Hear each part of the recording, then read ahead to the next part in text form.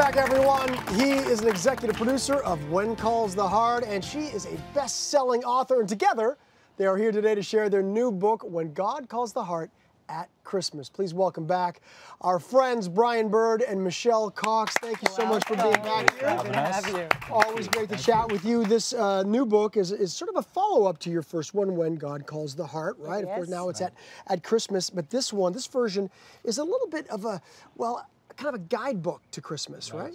Right, it is.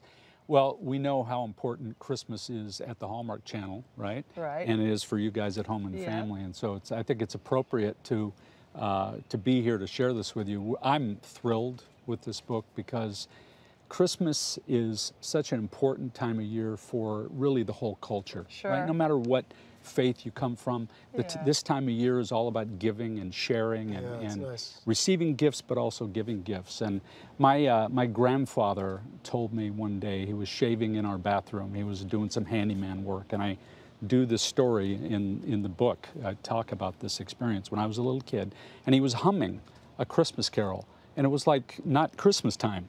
And I said, "Grandpa, why are you humming a Christmas carol?" And he said, "Don't you know, every day is Christmas."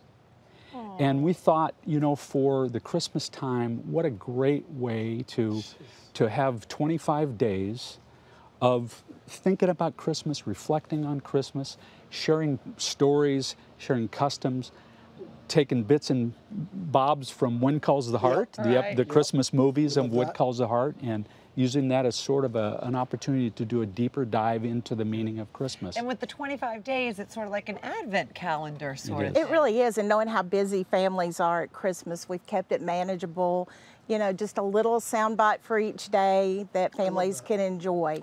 And I know, Michelle, that it was important to you to add recipes from the Hardee community at the end of each one of these devotionals. So were there any of those recipes that stood out to you in particular? Yeah, my husband was a happy camper because I made all the recipes. Oh, how fabulous. So, yeah, there were a few and some neat stories behind them. I staged all the photos so we could use them for social media. And so we had some that were so fabulous. And I had borrowed some antiques from a friend. I had some from my grandparents. And when my friend brought her boxes in, she handed me a tissue wrap paper. And she said, "My husband sent you something to borrow that I think you're really going to like." And when I opened it, it was an antique Mountie figurine. Oh, my goodness. Yeah. And so I'm like, what are the odds of anybody having that, you know? And so it was really cool because I thought all those years ago when Jim collected that, God knew we would need that someday for our photo shoot. So it was really neat for that one. And, of course, we did a shepherd's pie with that, you know. Got to do that with Elizabeth.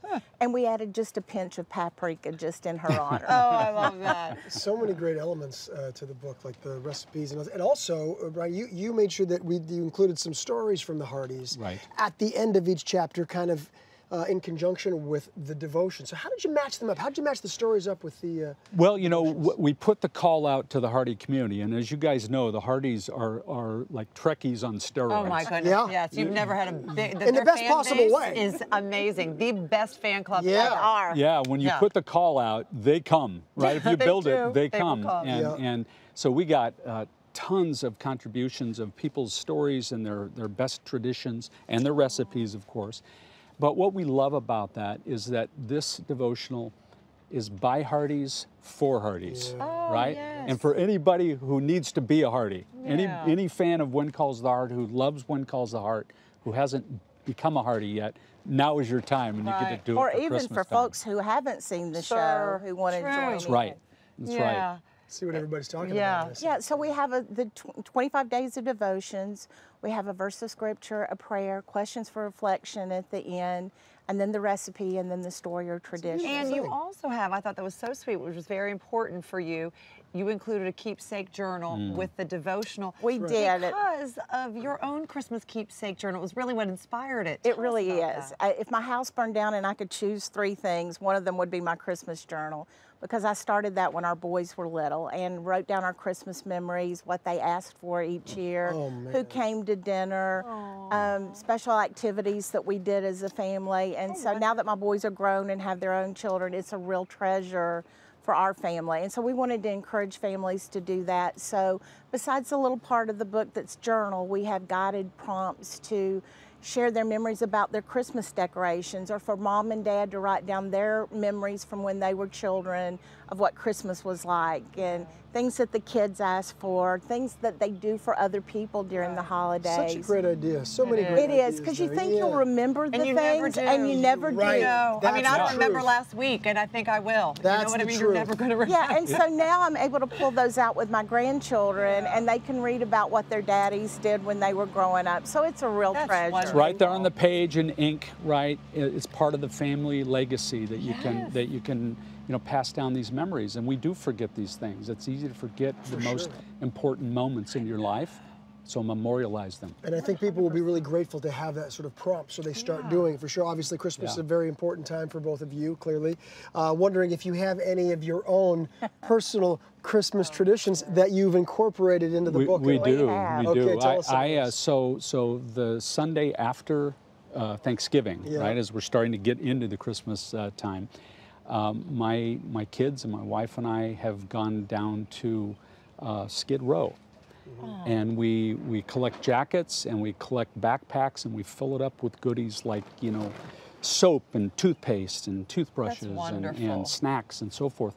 And you would not believe the line of people that want to share those items with us on that Sunday night. And it's 9:30 at night, but they line up every year and we go with a big group of people. And for me, it's been a way to make Christmas all about giving as opposed to receiving for my kids as an object lesson. It's been really powerful. And for people who may not know what Skid Row is, it's in downtown LA where there's a homeless community. Right. And they really have nothing. That's right. So kind that you do that. It's so wonderful. It's great for us to connect like that. And they all have stories too. All of those folks have stories to tell, and it's good to hear those stories. Yeah, It certainly is. What about you, Michelle?